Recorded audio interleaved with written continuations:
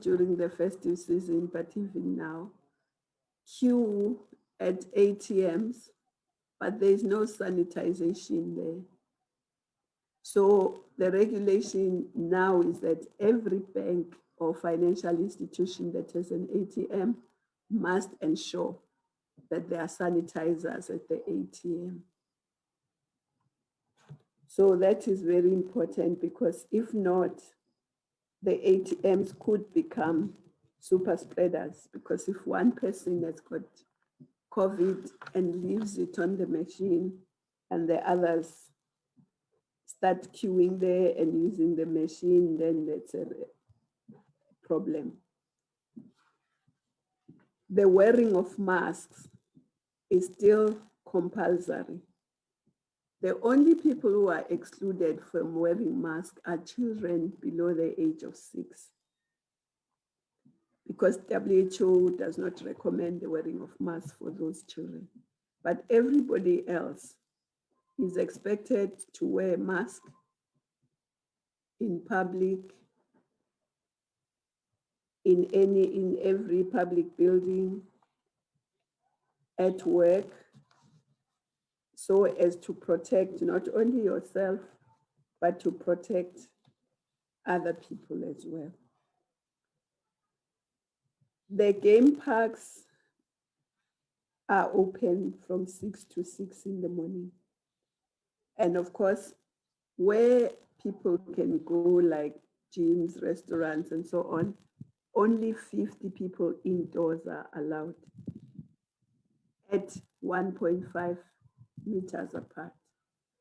If it's an outdoor, 100 people are allowed, but at 1.5 meters apart.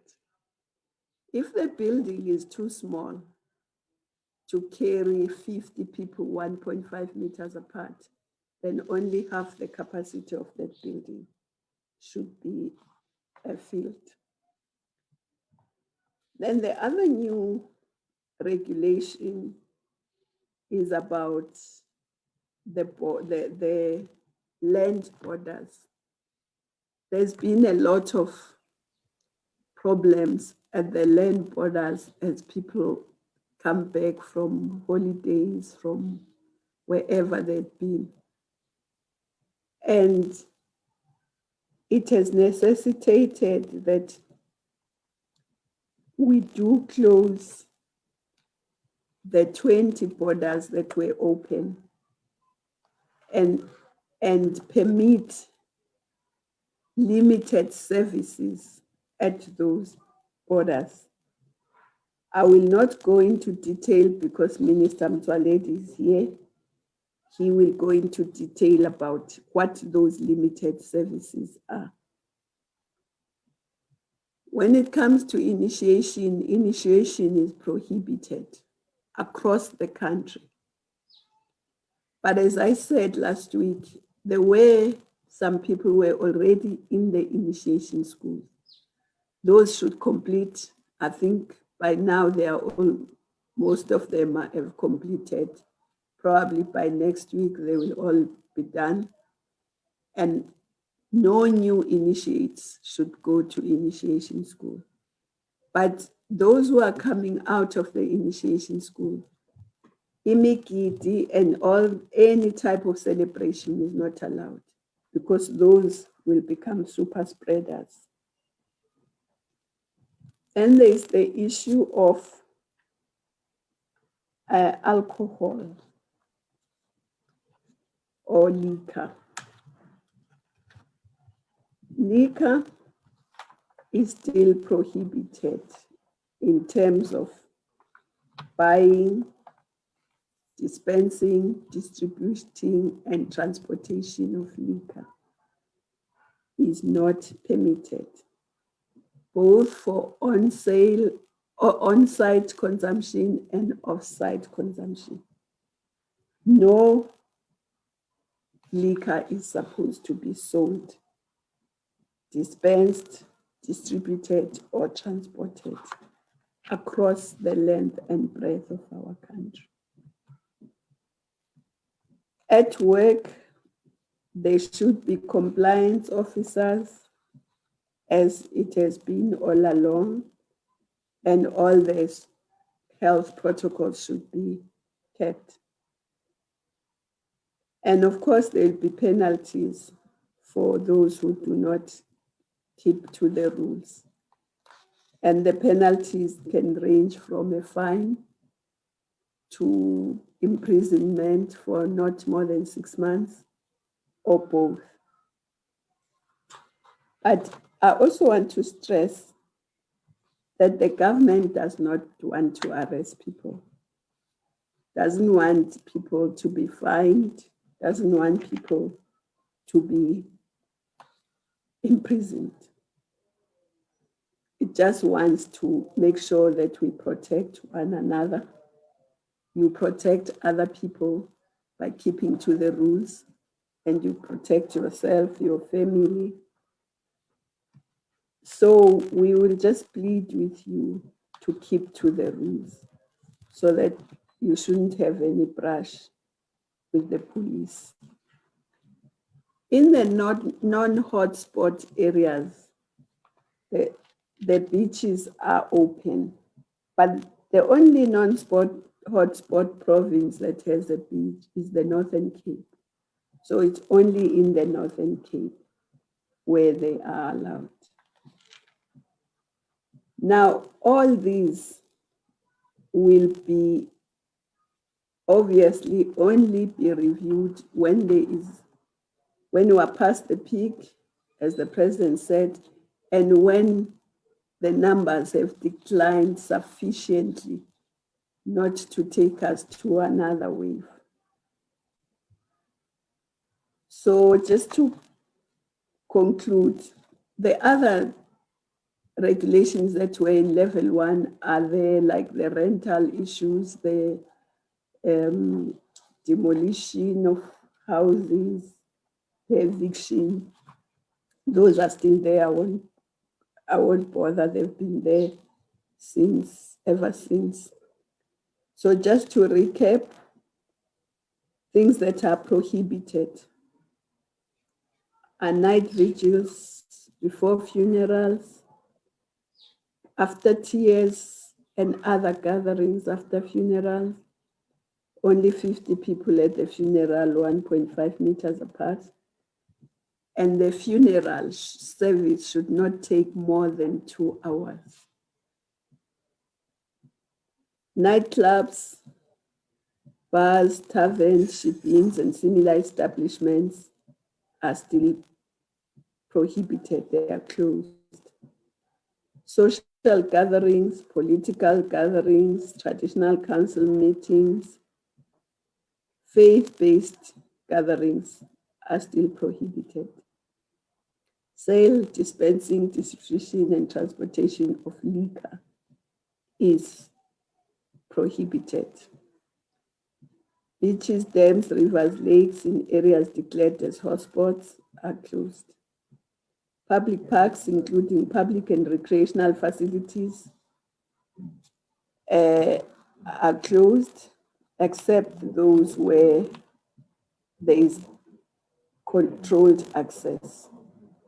Public swimming pools, except as provided for Regulation 39, are prohibited.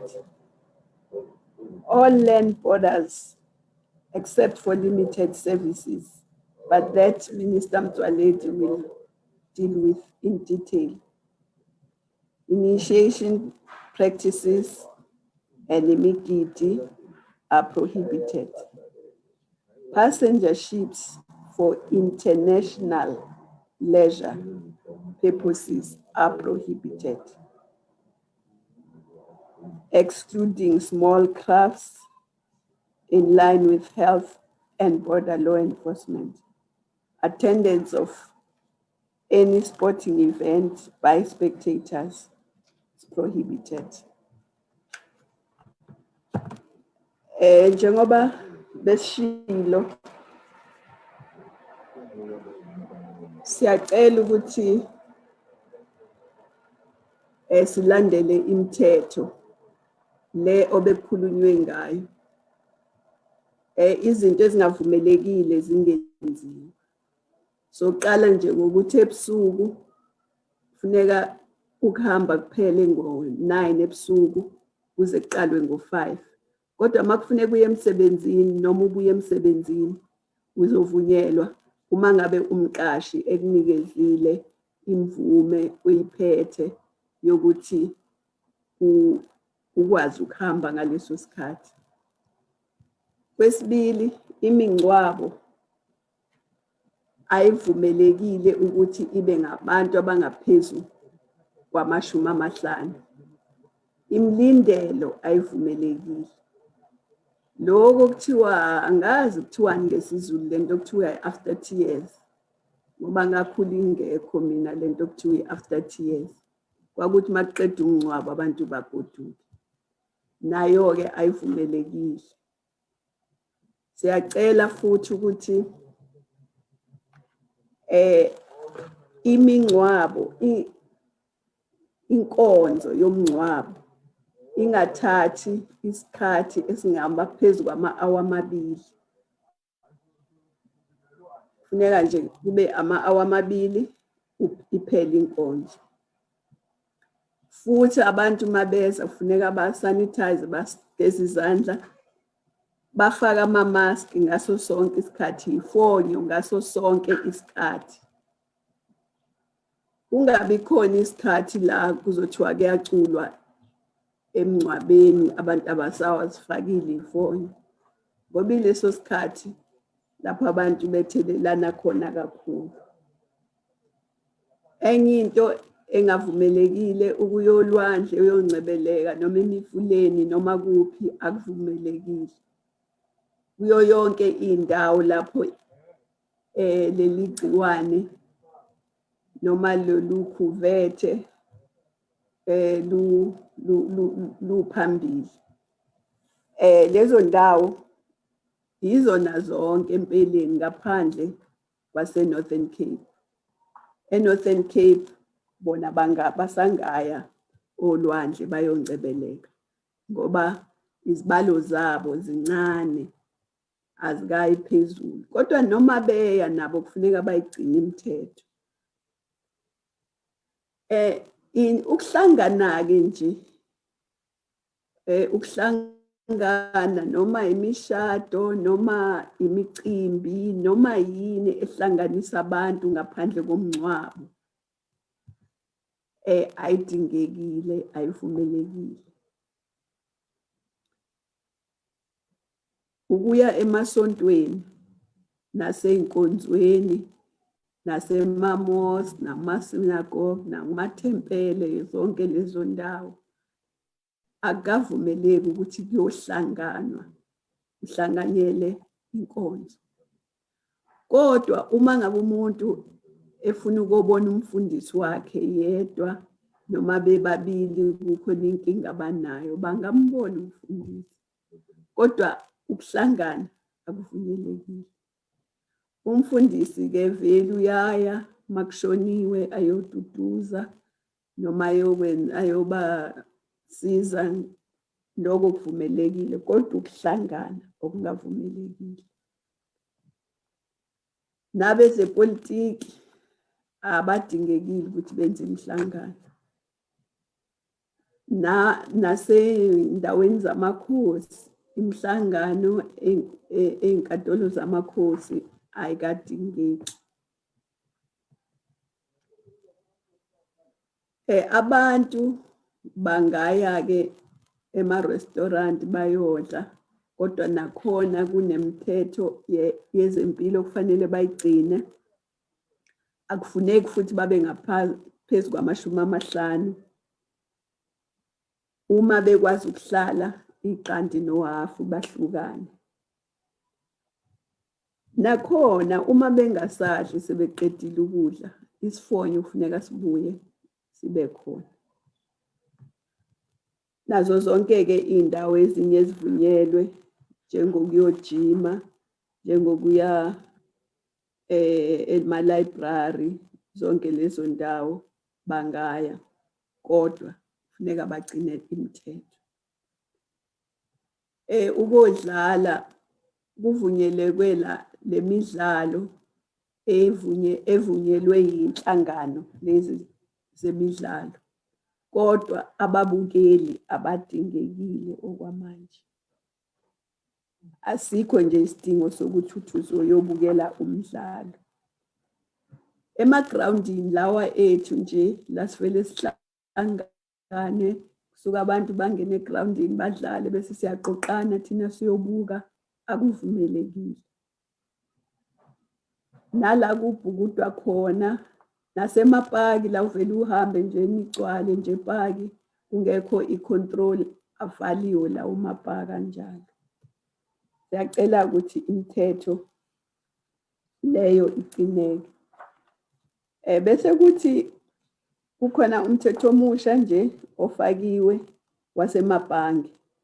Ngoba sibonile ukuthi emabhange abantu bayahamba bayokhipha imali emshinini.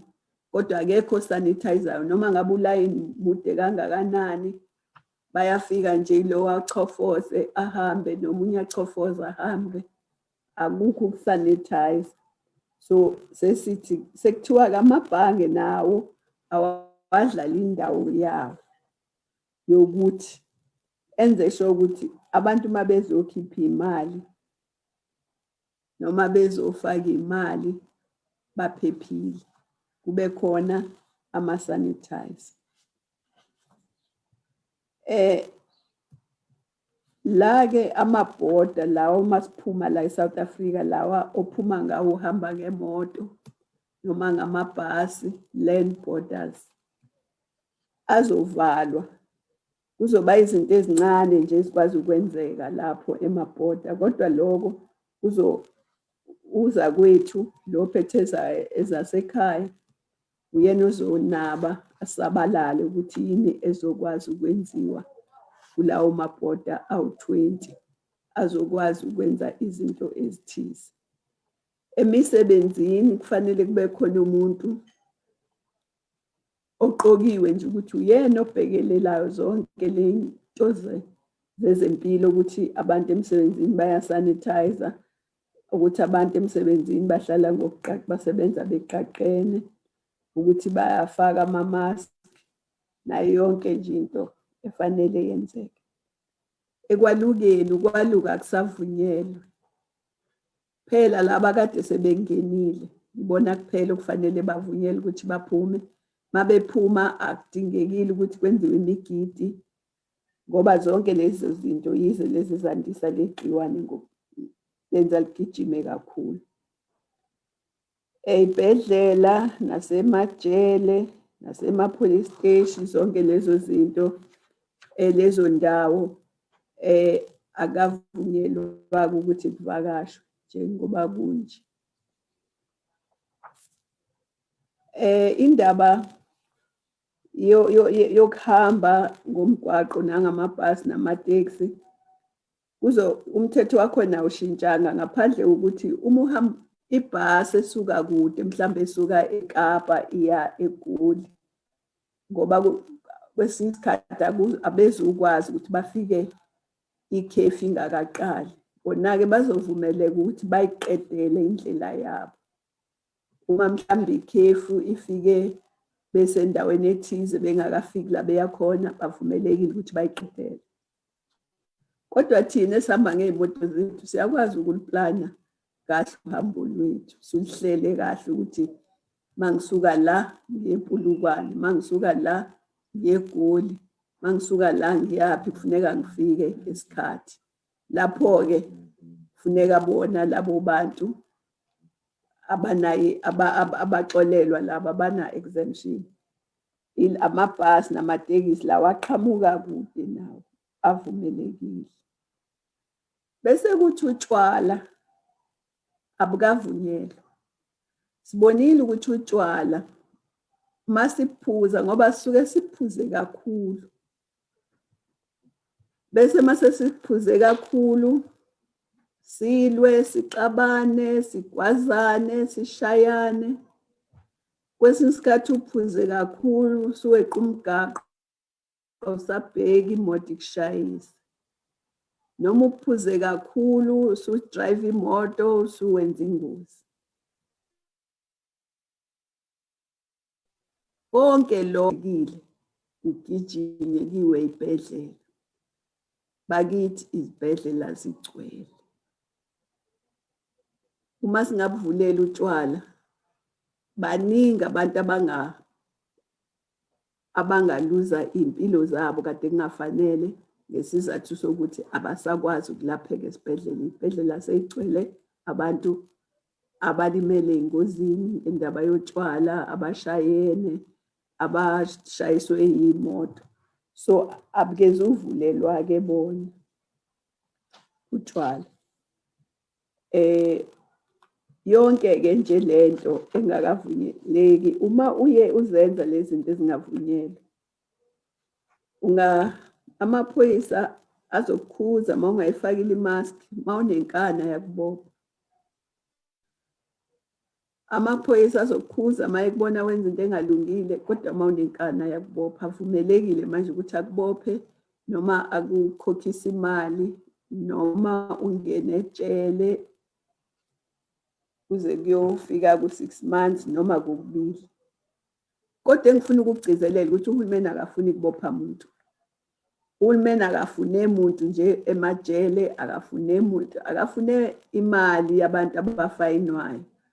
Uhulumeni into ayijahile nje ukuthi sivikelane. Ugqoke imask uvikele lo seduze kwakho nawe uzivikele. Ungabizi imigidi abantu bazohlangana noma imicimbi abantu bazohlangana. Bese kuthi kade kujatshuliwe ngesonto elilandelayo sekuyakhalwa sekunemingcwabo. Uhulumeni uzama ukuphephisa iy'mpilo zethu zonke, akaqonde kubopha muntu. Ngakho-ke sonke masiyigcina le mithetho akekho ozoboshwa. Sonke sizophepha kodwa futhi singaboshwa. Siyacela-ke abantu bakithi ake sizame ngoba kuyafiwa manje abantu abaningi baluza impilo. Imindeni eminye iyaqotheka manje, uthola ukuthi emndenini owodwa sekuhamba abantu ababili, abathathu, abane. Sicela nje ke sizame sonke. Miss Williams, ngicabanga ukuthi ake ngime lapho sengophendula imibuzo uma ikhona. Ngiyabonga. Siyabonga, Minister. I think at this point, Minister, can I also allow Dr. Aaron Motsoaledi to take over, and then we can take all the questions at the same time. Over to you, Minister. Thank you very much, Pumla. Let me also greet Minister Nkosazana, Dlamini-Zuma, and thank you very much for making my work easier by explaining most of the issues that have brought us here. I am going to do two things today. Firstly, I will expand on the issues of closure of the borders, as Minister Dr. Dlamini-Zuma has already said. But I will then thereafter explain to the public the changes that Home Affairs Department has decided to institute in Home Affairs offices where services are rendered because of the COVID-19 situation, which has gotten worse. Starting with the borders, as it was said, we've closed all the 20 land borders which were open during level 1 of the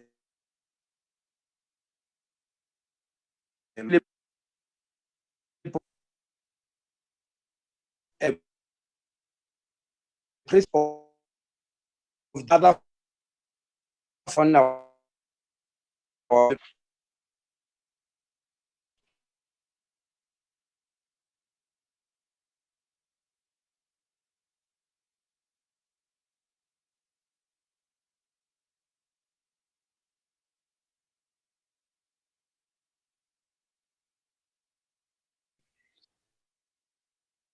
See, with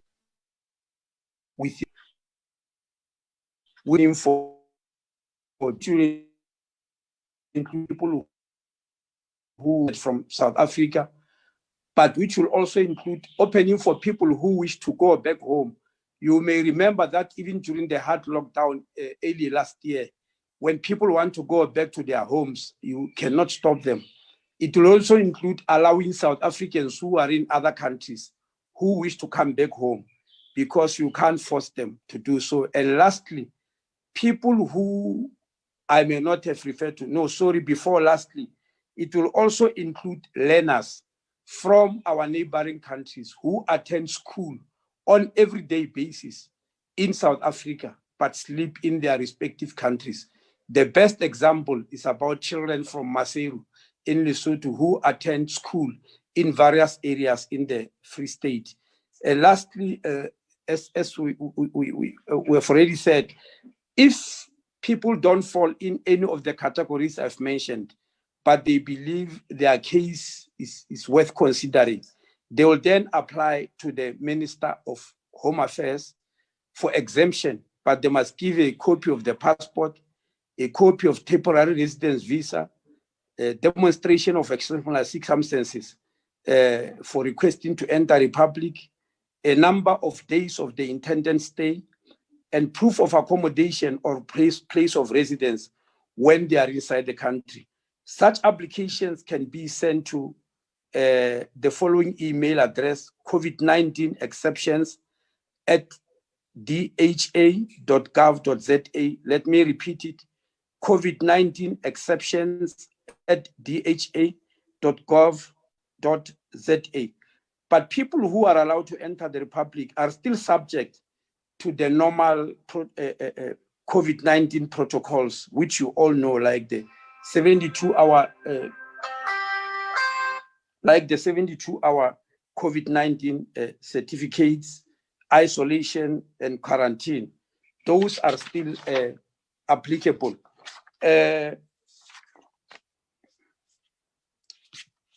Let me then go to the Home Affairs problems in terms of service delivery. You might remember that at the beginning of the pandemic and the subsequent lockdowns, Home Affairs services were suspended in order to reduce the number of people who visit offices, to limit the risk of infection, because social distancing is always difficult when there's a large number of people. But also in terms of the public service rules, we were required that only 1% of staff must report for duty. So 1% could not serve a normal load of people. But as the lockdown levels were relaxed, we incrementally reinstated services until on the 1st of October 2020, when we went into lockdown alert level 1. This is when almost all the services were reinstated. And please underline it. I'm not saying all services, I said almost all, meaning majority of the services that we used to render before COVID-19 were reinstated on the 1st of October, but others were still not there. But unfortunately, the impact of what we did on the 1st of October had the effect of taking us back to pre-COVID-19 days, where huge crowds gather at Home Affairs offices, but while not observing any of the protocols, especially social distancing.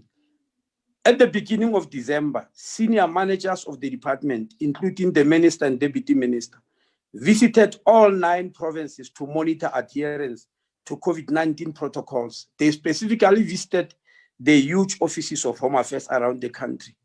It became clear that inside the offices, some form of protocol was adhered to, but outside it was a nightmare. Regardless of the fact that there were markings, people just ignored and never observed them. When officials and managers and inspectorate try to enforce these rules, they will momentarily observe them, but when the officials turn their back on them, they gather again in large numbers. We thought this situation will improve with time as people get used to protocols on COVID-19. Unfortunately, the situation of not observing protocols, especially social distancing, got worse and worse. And it did so at the time when the speed of the spread of the new variant was accelerating much faster than it did during the first phase of the pandemic. Now, our statistics in Home Affairs from the 1st of January 2021 to date, that means in the 12 in the past 12 days are quite alarming. Out of the 412 offices of Home Affairs, 266 had to close at some point of the other since the lockdown began in March 2020 because staff members tested positive for COVID-19. Some offices were even closed more than once. This led to a situation where out of the 5,734 employees which are employed in the civic branch, the civic branch is exactly where you get services, ID, passport, marriage, etc. Out of these 5,734 employees, 4,502 were affected in one way or the other. Either they were infected or they were contacts of those who were infected, or they came from families where somebody was actually infected. Now, between March and December 2020, a total of 532 staff members in the civic branch got COVID positive, and it's mostly from Gauteng, Eastern Cape, Western Cape, and KwaZulu-Natal. But in the first 8 days of January, we already had 116 staff members who tested positive, and mostly from the very same province I've mentioned. And each time a staff member tests positive, the people who got in contact with that staff member, including clients, members of the public, we have to start tracing them. And the office must be closed for decontamination. And another shift resumes after this office has been disinfected. And then we start the cycle all over again. Now, in the first 10 days of this year, we have already lost 7 front office employees. Now, you can realize that all this is happening when the issuing of death certificates has increased exponentially in the month of December. All indications are that this month of January, at the end of this month of January rather, will have had even more death registration than we even have in December 2020. And if we are to compare, in December 2018, the department registered 36,826 deaths. I'm talking about death registration, not necessarily from COVID. The total number of people in South Africa who died and were issued with death certificates in 2018, in December, the month of December only, there were 36,825. In the month of December 2019, there were 38,620. In the month of December 2020, it was 55,676. This is almost more than 1.5 times what was registered in the previous 2 years. 55,676 people were issued with death certificates in December 2020. But on the 4th and the 5th of January, that means just the first 2 working days of this year, Home Affairs has already registered 10,582 deaths. So if these trends and numbers, these trends and numbers are going upwards, suggesting that there is even going to be a greater demand of death certificates than there is already. There is a greater demand now, but we believe it's going to get worse. So taking all these factors into consideration, the Department of Home Affairs has decided to temporarily suspend certain activities and certain services. This is very unfortunate, but we are forced by circumstances. And in choosing which services to suspend temporarily, we're guided by some form of statistics that of all the people who visit Home Affairs Department daily, 29% are people who visit to come and collect smart IDs. 16% apply to get, come to apply afresh for smart IDs. 11% come for the issuing of birth, marriage, or death certificates, and 10% come to apply for temporary identification documents. So guided by these statistics, we have decided that the following services will have to be suspended temporarily until further notice. application for smart IDs, except for matriculants. We will not entertain an application for a smart ID except if you are a matriculant. Application for passports, except for people who fall in the categories that are permitted to travel in the amended disaster management regulations. We are also suspending marriage services and solemnization of marriages and registration of marriages. We are aware that this will be difficult on people, but please bear with us because we have to save lives. And for collection of IDs, please don't come to Home Affairs offices to collect an ID unless you are specifically invited via an SMS. And I'm repeating, if you did not receive an SMS from Home Affairs that you can visit the office to collect your ID, please don't come because that ID won't be issued to you. We are trying our best to reduce the numbers, but we have also decided to change some of the modalities in which Home Affairs offices, Home Affairs services are provided. We are proposing that all births and deaths be registered at the health facilities where they took place. You are aware that people do die in hospitals and relatives or funeral house, what you call mortuaries and funeral parlors come to Home Affairs offices to collect their death certificate. We are asking that that death certificate be collected at the hospital where the death took place. And these are the hospitals which have got the presence of Home Affairs. I want to repeat, not all hospitals have got Home Affairs offices, unfortunately, but there is quite a number of hospitals where there are Home Affairs offices where you can register a birth and a death. And a list of these offices is available on our website, www.dha.gov.za. I'm reading it again, www.dha.gov.za. Also available on our Twitter account at Home Affairs SA, and our Facebook account.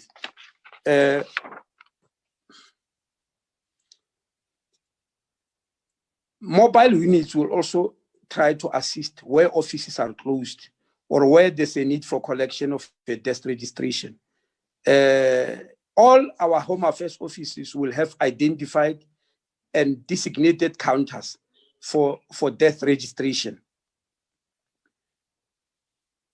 Home Affairs offices will continue to operate from Monday to Friday from 8 hours in the morning to 15 hours 30 in the afternoon, as we've been doing. But we are extending our operating hours to 19 hours or 7 o'clock p.m. to accommodate people who need to register deaths and birth. I repeat, we are going to extend our operating hours from now up to the 15th of February 2021. We will extend our operating hours up to 19 hours, but the services which will be offered during the extended hours are specifically registration of birth and registration of death. We are doing so to give funeral homes the capacity to come and collect death certificates so that people can be buried within the requisite period of 72 hours of 3 days, yes. In order to defeat this pandemic and go back to normality, we still appeal to everyone visiting Home Affairs offices to observe COVID-19 protocols, such as wearing masks properly, observing social distancing, and sanitizing hands regularly. Nobody will be allowed to enter any Home Affairs office without a mask. But I must add, like the president did, we have seen a massive improvement on the wearing of masks. Our biggest enemy is social distancing, which we think we have really failed to insist on people, because they do it momentarily and the next moment they forget about it. Ladies and gentlemen, let me stop there and I'll take questions. Thank you very much. Thank you very much, Minister. I think at this point, we'll try and take questions Nongceba, do we have any questions for the ministers? Yes, DG, we have a couple of questions. The first question is from Brian Sokoto from The Citizen. He's asking, what is your response to critics that say the prolonging of the state of disaster without parliamentary oversight is authoritarian? That is directed to the Minister of Cogta.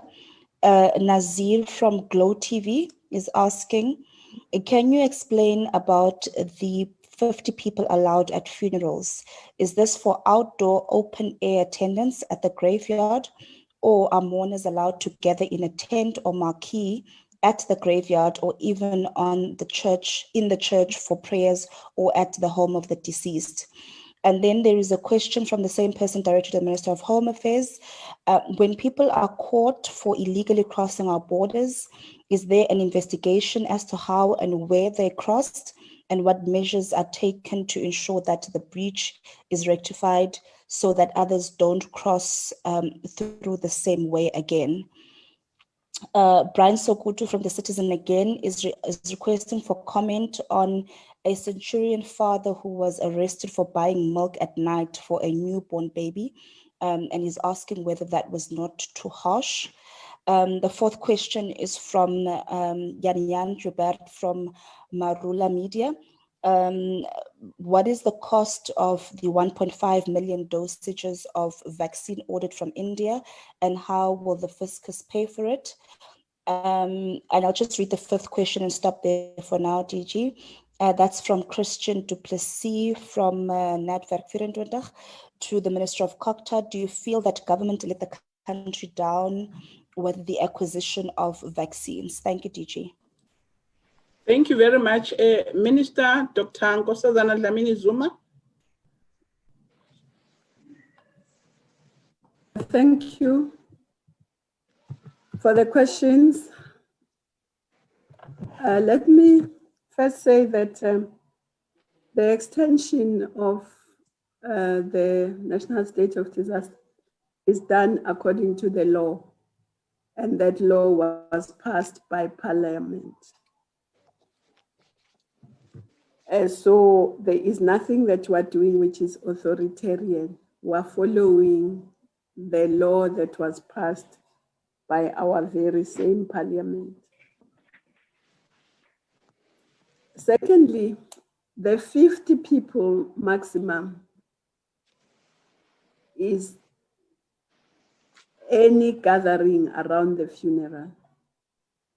There shouldn't be more than 50 people at the service. There shouldn't be more than 50 people at the graveyard, at the cemetery, or at the crematorium, or wherever people are gathering around the funeral. At the deceased home, we actually don't expect 50 people. We expect less.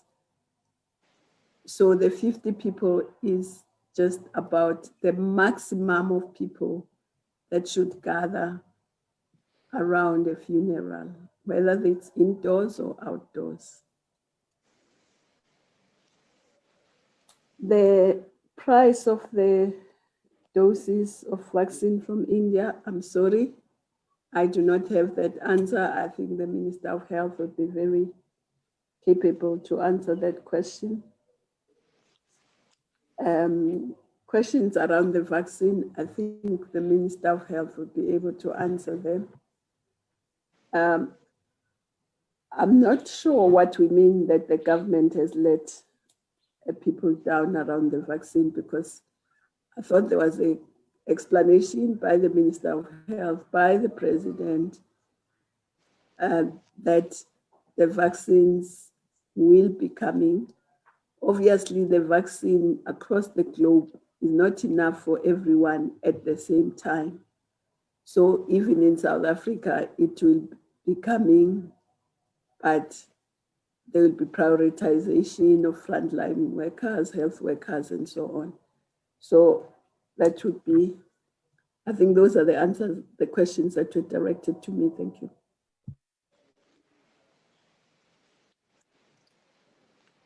Thank you, Minister. I think there is one question on the illegal crossing whether there's any investigation, what do we do after we have arrested people who have crossed illegally? I don't know whether it's Mr. Motsoaledi. It's mine. Yes. It's mine, Pumla. Thank you, Minister. Yes, thank you very much. The question is whether we investigate how and where people cross. Such an investigation is not necessary. We already know the army, which is responsible for the borderline and the sovereignty of the country, already know within the borderline where people cross illegally. That's why when we deployed people in December and early this year, we knew exactly where to deploy them on the borderline, and many of them were arrested there and sent back to the countries where they were. There is a belief that many people came through illegally, but a large number have been caught and returned. In Beit Bridge alone, I spent 2 days there, and over the past those 2 days, more than 500 people who were crossing illegally were caught by the army and sent back. On Thursday last week, I went to Mbuzini, on where the border of Eswatini and Mozambique and South Africa, where the borders converge. And I found the same thing, where the army is getting people who cross illegally and arresting them and sending them back. But secondly, the fact that Parliament over the past 10 years were coupling together a Border Management Authority Act to establish a Border Management Authority whose job is to, on a full-time basis, take care of the borders, is because there was already identification of what is happening at the borders.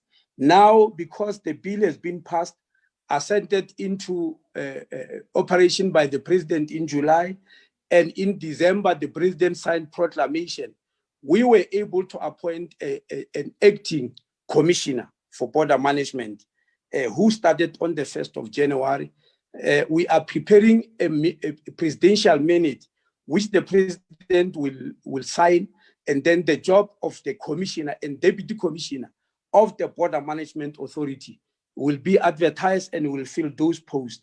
The Border Management Authority will work on the basis, on a full-time basis, other than now where we say in December and January, this area is very busy, send more people. We'll have people who do that permanently.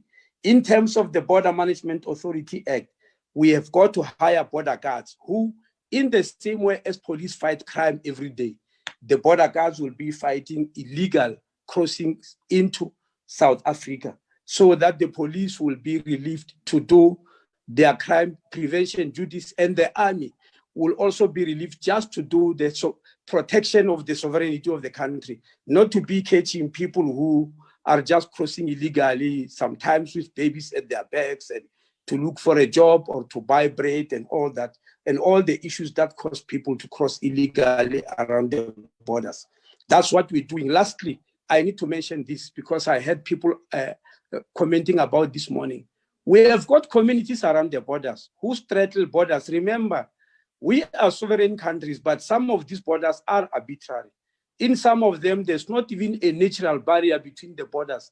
So we've got communities in areas around SADC where they straddle across borders. The same community under one chief or under one traditional leader. One is on this side of the border, the other is on the other side of the border. And you can't expect them not to visit each other or to cross. So we have got a program which unfortunately was disturbed by COVID, where such communities are given a special dispensation that they can wake up from this side to the other side of the border without producing a passport or any other document, because they live within the same communities. We have only done this with a community between South Africa and Botswana. Unfortunately, I forgot the name, I don't have it now, of the communities where we are doing so. We have identified many of them where we will actually implement that. But unfortunately, the year of implementation of that was last year, and COVID-19 intervened. We'll still continue in that regard. Thank you very much. Thank you very much, Minister. We will take the last round if there are any questions, Nongaba. Do we have any last questions before we close? Yes, we do have a couple. The first is from Elena from Ivaro Vision News. It's directed to the Minister of Cogta. Does no access to beaches mean no access to the water as well? Or is canoeing, diving, surfing, swimming of single individuals allowed without lingering on the beach?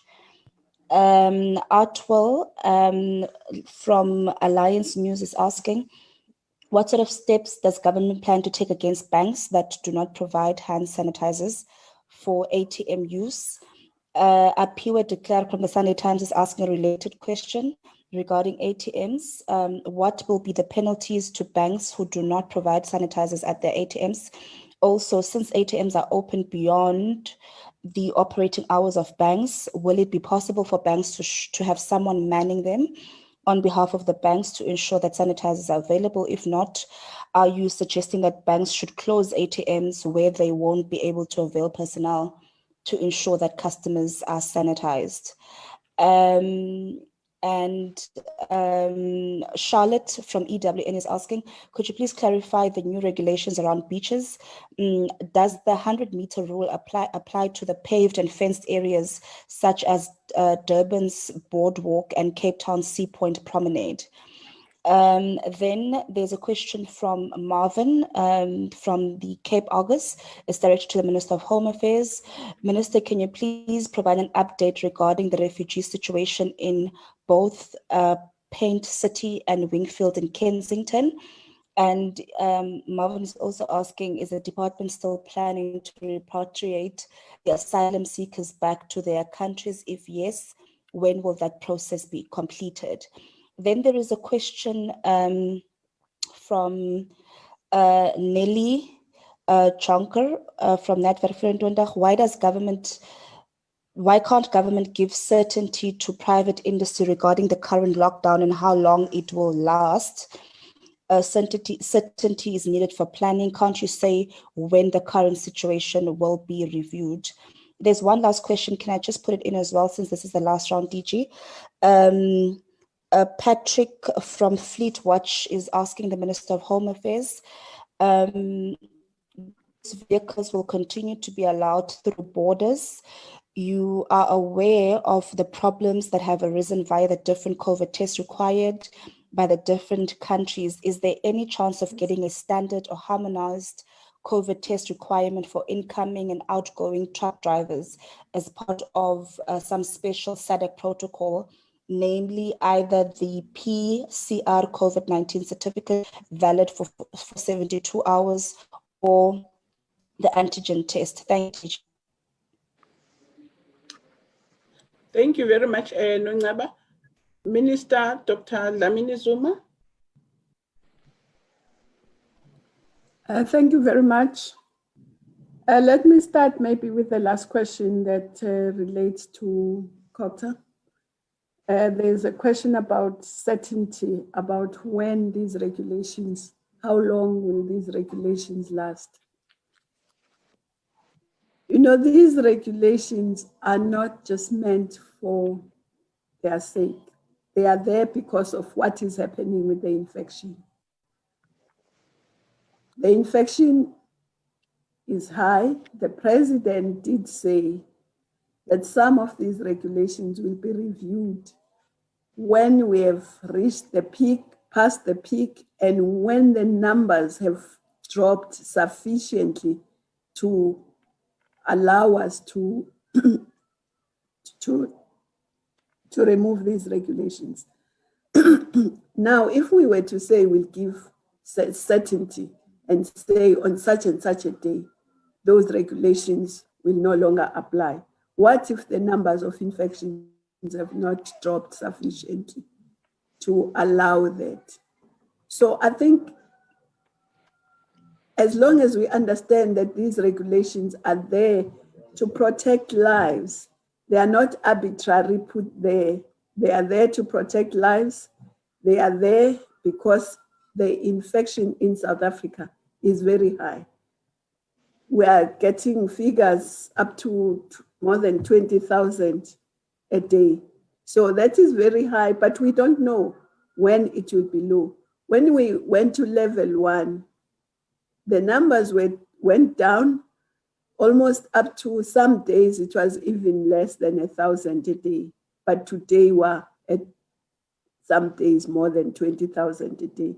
So it's very difficult to give certainty over something that you don't control. But what I can say is that also the law only allows us to extend the national state of disaster every month. So that's why we do it monthly, but it doesn't mean that on the 15th of February, the figures will be low. We don't know. So it will depend on what is the infection doing, what is the state of our hospitals, are they under stress, the number of people who are dying, and all those things. So it's not possible to give certainty to say by such and such a day, these regulations will be gone. The access to the beach includes access to the water. I think it's simple. It includes both, because it means that we can say, oh, if you can just quickly get to the water or quickly get out. So I think let's make it simple. We're not allowed on the beach, in the water. The president, if it said yesterday, lagoons, even on estuaries and so on. So let's just try and make it simple for everyone. The issue of the banks, of course, the banks are run by citizens like everyone. They are institutions that must follow the law like everybody else. So if they don't keep to what they are supposed to do, the penalties are there. They start from a fine. It can be a fine, it can be imprisonment up to 6 months or both. Banks are no different from other institutions, and people who manage banks must take that responsibility, like all of us who take responsibility in the industries, in the buildings, in the malls that people manage. And should ATMs closed if banks can't do it? Well, I'm quite sure the banks can provide sanitizers, they can provide personnel. If not, they can even have big self-dispensers. They can have, so the banks must figure out what to do. But the thing is to protect people who go to the ATMs and draw money or put money in. That is the idea. And the banks, I'm quite sure, are ready to do what needs to be done without closing the ATMs. Thank you. Minister Motsoaledi. Thank you very much. I've got two questions. I mean, there are two questions directed at me. One is about the refugee situation in Payne City.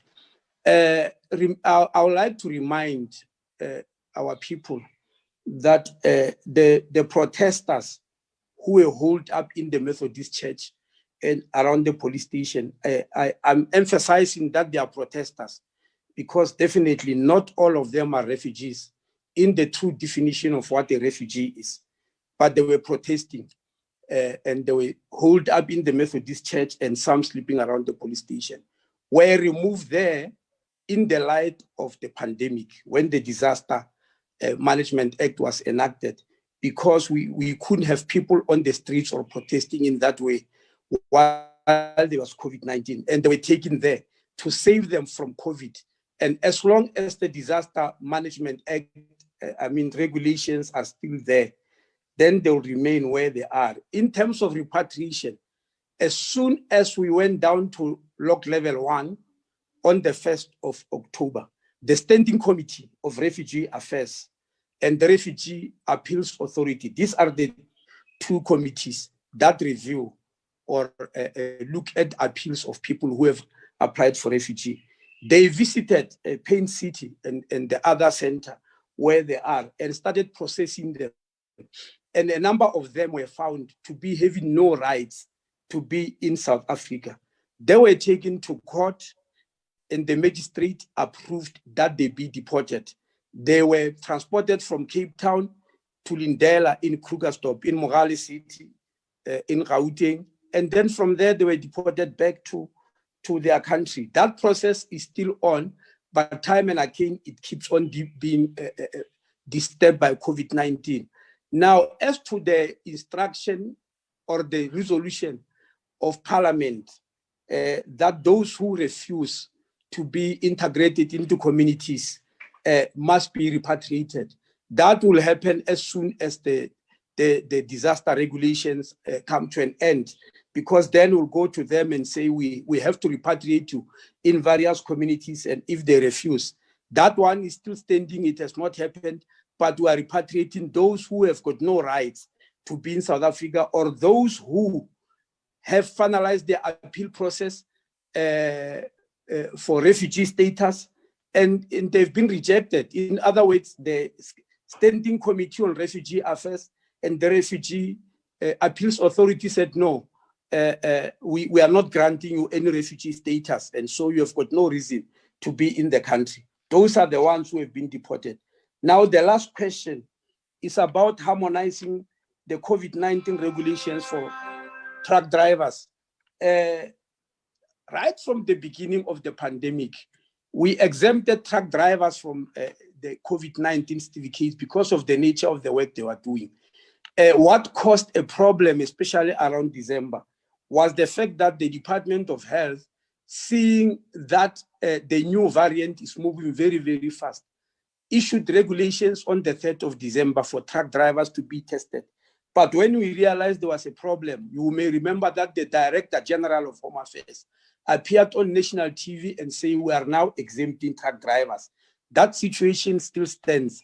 The situation at Lebombo, where trucks lined for about 25 kilometers, was because the Mozambican government was retaliating. I had a meeting with the Minister of Home Affairs for Mozambique on Friday last week, where he said South Africa is not taking their COVID-19, is not accepting rather their COVID-19 certificates, and they are retaliating by also not taking ours. We agreed that that tit-for-tat situation is not helping either country, and we agreed that let's exempt truck drivers from this process, and that's why you see the congestion has eased, truck drivers has gone through, and we are no longer experiencing a problem. Unfortunately, in Botswana, they are applying different rules. When a truck driver appears there and is from South Africa, they don't accept any COVID-19 certificate. They test them from the beginning. They do a PCR test and wait for the results. So that truck must park there for 3 days waiting for results. That is why many truck drivers diverted their trucks from Groblersbrug to Beitbridge. And that's why Beitbridge was congested, because it had more trucks than it usually had, because they could no longer go through Groblersbrug. But for the moment, in most of the borders, the truck drivers has been exempted and work is flowing very well. Thank you very much.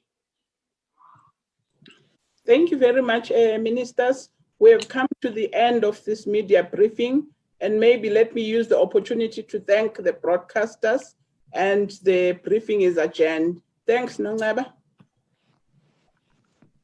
Thank you, Pumla. Thank you, Minister Dlamini-Zuma. Goodbye. Pumla, thank you very much.